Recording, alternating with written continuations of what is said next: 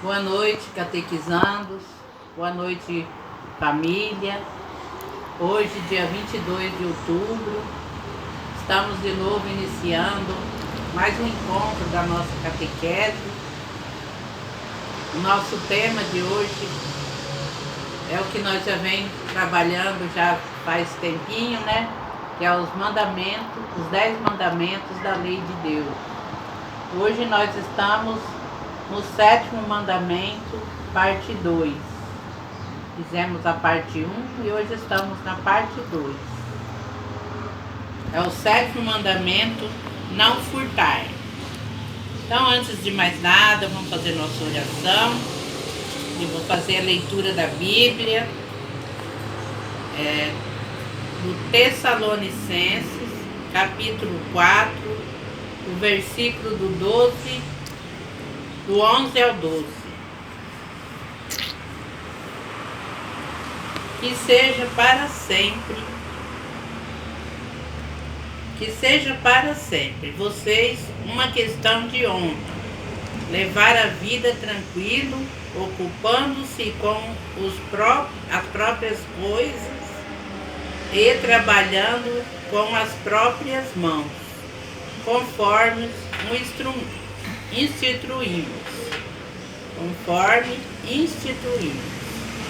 Desse modo, vocês levarão vida honrada aos olhos dos de fora, e vocês não precisarão de ninguém. Palavra do Senhor. Então, quando nós trabalhamos, nós levamos a vida honrada e não precisamos de nada que é do outro, né? Isso que a palavra quer nos dizer. Em nome do Pai, do Filho e do Espírito Santo. Amém. Pai nosso que estais no céu, santificado seja o vosso nome. Venha a nós o vosso reino, seja feita a vossa vontade, assim na terra como no céu. O pão nosso de cada dia nos dai hoje. Perdoai-nos as nossas ofensas, assim como nós perdoamos a quem nos tem ofendido. E não nos deixeis cair em tentação, mas livrai-nos do mal. Amém. Vinde, Espírito Santo, enchei os corações dos vossos fiéis e acendei neles o fogo do vosso amor. Enviai o vosso Espírito, e tudo será criado, e renovareis a face da terra. Oremos. Deus, que instruísse os corações dos vossos fiéis, com a luz do Espírito Santo, fazei que apreciemos retamente todas as coisas, segundo o mesmo Espírito, e gozemos sempre da sua consolação. Por Cristo Senhor nosso. Amém. Aqui estamos reunidos, vamos meditar a palavra de Deus em nome do Pai, do Filho e do Espírito Santo. Amém. Então, nosso mandamento hoje é o 7º, segunda parte, não furtar. Então, já vimos que não furtar não significa só não pegar o que é do outro, né? Muitas vezes a gente pensa que furtar é só ir lá pegar alguma coisa de alguém que não é nossa, né? Querer o que é do outro. Não significa só isso. Não significa não roubar, não tirar nada de alguém. Não é só isso. Vamos ver que furtar é mesmo que impedir aquilo que o outro tem de direito. Então, quando a gente impede o outro de ter algo que é o direito dele, a gente também está furtando, né? Está furtando o direito da outra pessoa. Então, toda pessoa tem direito de um trabalho digno, de ganhar um bom salário, de ter sua casa para morar, de ter sua família, de viver em paz, né?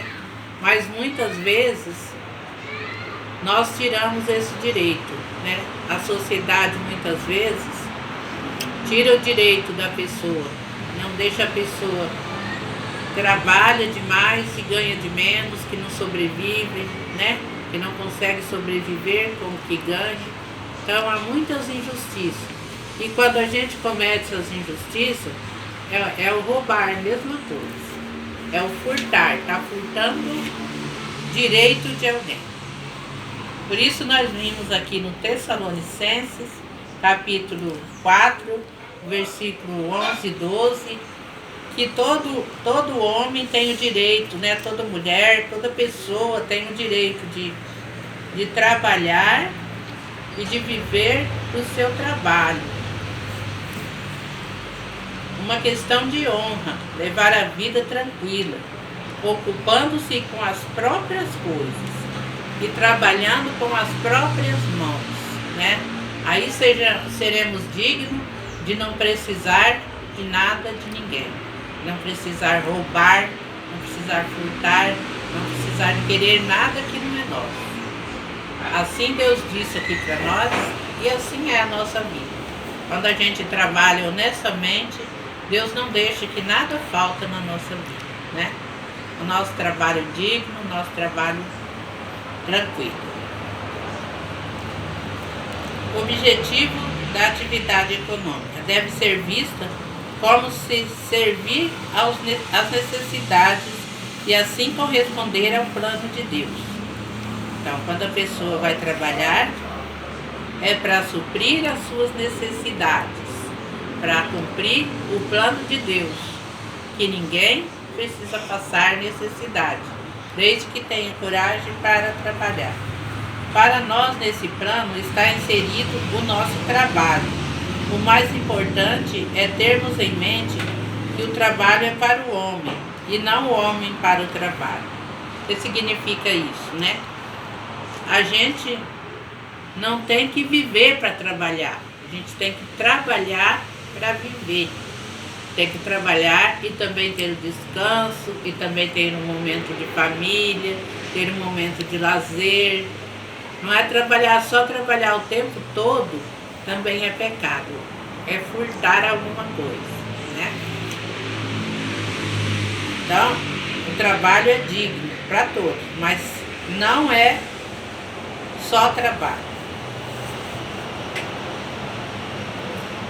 Desde o princípio, o homem trabalha para a sua sobrevivência, o que torna o trabalho um dever necessário.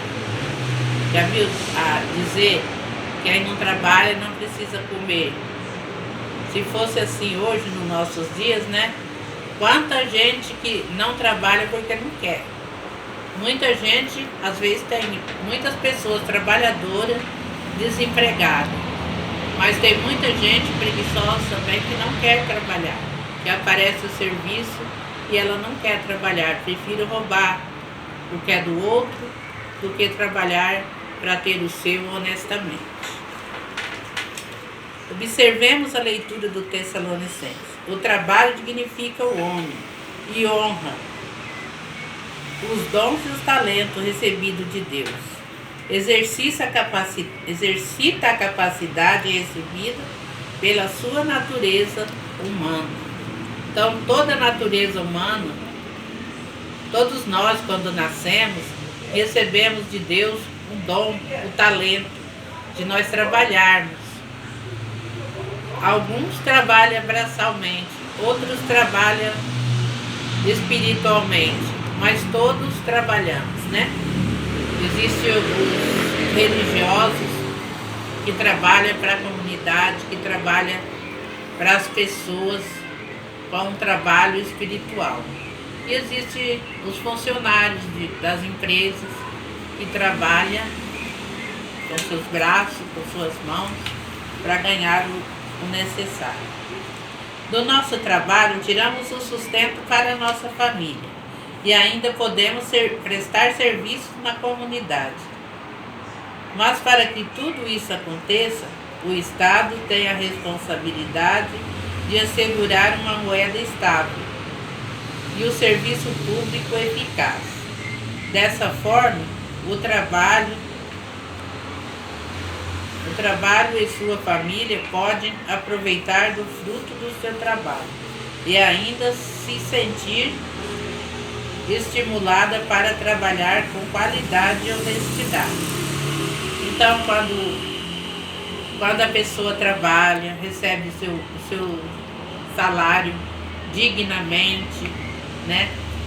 O patrão valoriza, paga sem ficar com dó de dar o dinheiro para o funcionário, né?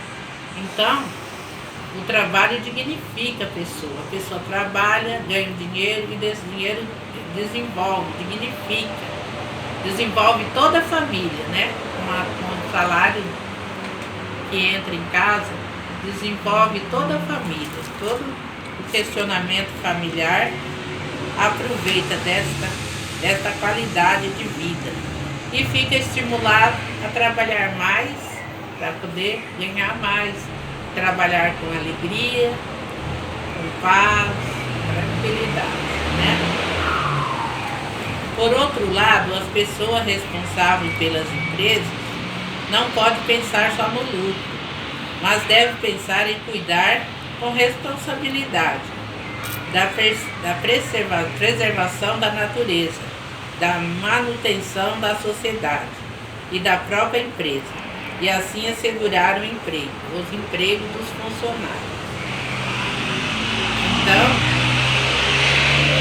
hoje em dia está muito na moda trabalhar só por causa do dinheiro, trabalhar só por lucro.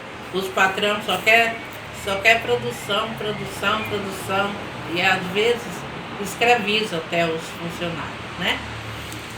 Mas não é isso que Deus diz, não. O patrão tem que pensar no funcionário e na sua empresa. E não só no lucro. Todos devem ter acesso ao trabalho, à escola e a uma profissão, sem destinação de raça, condições social para isso e acessibilidade. E a inclusão deve ser paramento norteador. Então, a inclusão social, né, que deve ser o nosso norte, que vai nos guiar para termos um mundo melhor, com todos incluídos, como todos filhos de Deus, como todos tendo o nosso direito ao trabalho, à moradia, à dignidade, a nos tornar pessoas dignas. Porque assim Deus nos criou, né? O fruto legítimo do trabalho é o salário justo, que deve garantir ao homem e à sua família a dignidade da vida plena, material, social, cultural e espiritual. Então a gente não é só da vida material, né? A vida material, a vida social, cultural e espiritual. A gente tem que viver tudo isso. A gente tem que ter trabalhar, ir na igreja, a gente tem que ter lazer, a gente tem que ter diversão. Então a gente precisa de tudo isso para a gente ser feliz. Não podemos só trabalhar. Precisa de todas essas partes para a gente ser feliz. Muito mais do que trabalhar, a gente precisa de Deus, de ter tempo para Deus, para ir à igreja, para ler a palavra de Deus, para meditar, para parar com a família, para falar de Deus na nossa família, né? Então, tudo isso é importante para que a gente seja bastante fervoroso e viva com paz. O valor do salário não pode depender somente do acordo entre patrão e empregado. Às vezes é necessário que a entidade sindical faça presença nas negociações, de acordo com a vinda ou equilíbrio justo entre as partes. Então, muitas vezes, fala-se muito em negociação de patrão e funcionário. Mas isso não funciona, porque sempre o patrão vai querer sempre ver mais o lado dele, né? E o funcionário, às vezes, para não perder o seu emprego, acaba concordando com o que o patrão quer. Por isso, então, existe os apoios sindical, né? Para ajudar nos momentos, para entrar junto. A única coisa que não pode faltar é discernimento, é o discernir das coisas. E às vezes, uma greve, né? As greves são aceitas quando todas as tentativas de negociação são esgotadas. e torna-se o único recurso. Então, muitas vezes, o único recurso para ver o diálogo, para os funcionários conseguirem o que eles querem, muitas vezes a greve é o caminho. Mas a greve também tem que vir sempre acompanhada do sindicato, acompanhada de alguém, porque a greve só do funcionário, ele acaba perdendo mais direito ainda. Então é complicado a situação. Mas essas não são aceitas na forma de violência, ou quando busca outros objetivos, contrário ao bem comum. Brigar, fazer violência, isso não leva a nada. Patrão, funcionário, né? Tem que ser no diálogo, na conversa, que muitas vezes acaba em briga, né? Acaba em briga. Mas a briga não resolve nada. Tem que ser sem violência e sem briga. Não é só no contexto individual que o sétimo mandamento deve ser observado. Deve ser visto no coletivo, na coletividade, e principalmente entre as nações. Nações que exploram outros domínios e comércio, controlam valores enquanto os que outros contraem dívida. Tudo isso contrário ao sétimo mandamento. Então, tipo o Brasil, assim, né? Quando o Brasil empresta muita coisa de fora, aí a gente fica devendo, a gente fica com muita dívida para fora e isso empobrece o nosso país. Se a gente tiver com dívida de outros países, vai empobrecendo nossa terra. E as pessoas que aqui vivem vão cada vez mais se empobrecer. Então, isso também contrai o sétimo mandamento. Porque se está alguém empobrecendo, indo à falência, firme, alguém está levando o maior, né? Então, tudo isso é pecado também na sociedade. O Catecismo da Igreja Católica cita nos parágrafos 24 e 43 as palavras de Jesus. Dai o que te pede e não volte as costas ao que te pede emprestado. Dá ao que te pede e não vira as costas ao que te pede emprestado. Pois de graça recebeste, de graça também dá. Então a gente não custa nada a gente ajudar uma pessoa que está necessitada, né? A gente recebe de Deus tantas coisas de graça, tantas coisas boas. Se eu tenho algo a mais na minha casa que o outro não tem, eu posso partilhar, né?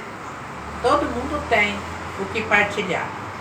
Nem que for só a sua palavra, seu encontro, seu abraço, né? Mas sempre a gente tem que partilhar com aquele que tem menos que nós.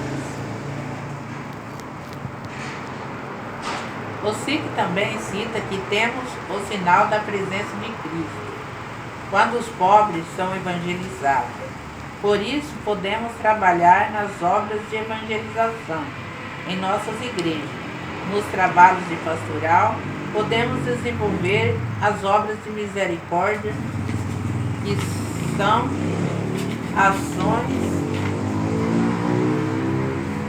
ações caritativas, que quer dizer, que são as obras missionárias, as obras de misericórdia, são ações caritativas que vai ajudar aqueles que têm menos, que necessitam da nossa ajuda, pelas quais socorremos o próximo em sua necessidade. Obras de misericórdia são distinguidas como corporais e espirituais. Então, muitas vezes a gente pode ajudar uma pessoa dando um abraço na pessoa. A gente nem sabe quando que a gente pode ajudar. Quando chega em casa, dá um abraço na mãe, dá um abraço no pai, dá um abraço no irmão, pergunta como foi seu dia. e conta para ele como foi o seu. É muito gostoso isso. Todos nós precisamos disso. Se você não tem costume, quando sua mãe chegar do trabalho ou seu pai chegar do trabalho, dá um abraço nele ou nela e pergunta como foi o dia, foi tudo bem. Diz para ela como foi seu dia, para ele como foi seu dia. E é um diálogo gostoso e que a gente, a partir disso, se sente muito bem. Todos nós temos o dever e o direito de fazer essa partilha espiritual, corporal e espiritual, com todas as pessoas que nós amamos, até com aquelas que nós não amamos. Muitas vezes nem conhecemos, mas elas também estão carentes, precisando do nosso apoio. As obras de misericórdia espirituais são instruir, aconselhar, consolar, confortar e ainda incluir. Aí o ato de perdoar e suportar com paciência as obras de misericórdia corporais. São dar de comer a quem tem fome, dar de beber a quem tem sede, moradia aos desabrigados, vestir os maltrapilhos, visitar os doentes, visitar os que estão encarcerados, sepultar os mortos, entre outras coisas. Essas são as obras corporais que nós podemos fazer, né? Nós vamos fazer com o nosso corpo, com as nossas mãos, nossa pessoa. Vamos visitar alguém que está necessitando da nossa visita, dar um abraço, né? Isso são as obras corporais. A esmola aos pobres é um testemunho de caridade fraterna. Jesus nos convida a reconhecer a sua presença nos pobres, que são seus irmãos.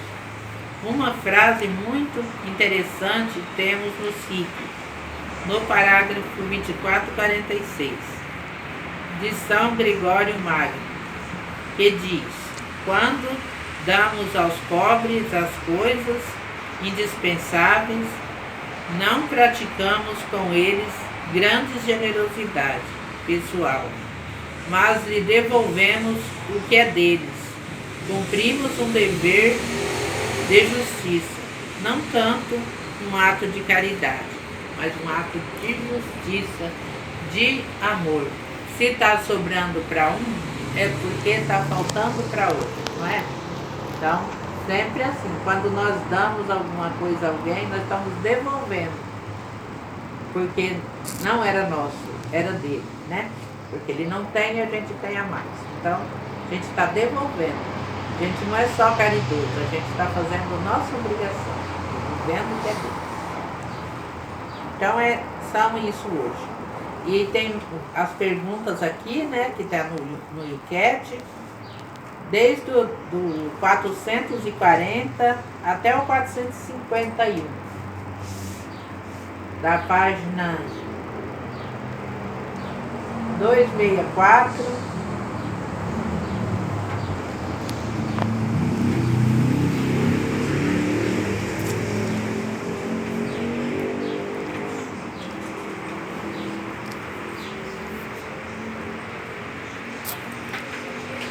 da página 264 até a página 274. Então, pergunta, ó. 440. Devem os cristãos ocuparem-se de política e da sociedade? 441. O que diz a Igreja sobre a democracia? 442. Como a Igreja avalia o capitalismo e a economia de mercado? 443. Qual é a missão de gestores e empresários? 444. O que diz a doutrina social da Igreja sobre o trabalho e o desemprego? 445. O que significa o princípio, o trabalho antes do capital? 446. O que diz a Igreja sobre a globalização? 447. Porventura, a globalização é uma tarefa exclusiva da política e da economia? 448. São a pobreza e o subdesenvolvimento um destino inevitável? 449. O que significa tem os pobres para os cristãos? Que significado tem os pobres para os cristãos? 450. Quais são as obras de misericórdia corporais? 451. Quais são as obras de misericórdia espirituais? Então, isso aqui vocês vão achar no YouCat. Lá vocês vão ler e vão encontrar. Também tem mais leituras aqui que vocês podem estar lendo. Tem Tobias 4, capítulo 4, versículo do 3 ao 11, e Tiago 5, do 1 ao 6. E o que nós lemos, Tessalonicenses 11 e 12. Então, essas leituras que eu não vou ler, porque senão toma muito tempo e o vídeo fica muito grande. Então, por hoje é só. Mas vocês leiam aí em casa, com sua família, e pede a família para ajudar vocês em alguma pergunta, alguma coisa que vocês não estão entendendo. Peça ajuda para a família. E se precisar que eu ajude também, vocês mandam ali que eu ajudo vocês, tá? Mas não deixa de fazer os encontros, não. Então, por hoje é isso. Ave Maria, cheia de graça, o Senhor é convosco. Bendita sois vós entre as mulheres, bendito é o fruto do vosso ventre, Jesus. Santa Maria, Mãe de Deus, rogai por nós, pecadores, agora e na hora de nossa morte. Amém. Glória ao Pai, ao Filho e ao Espírito Santo, como era no princípio, agora e sempre. Amém. Em nome do Pai, do Filho e do Espírito Santo. Amém. Que todos tenham uma boa noite e um bom final de semana. Grande amor.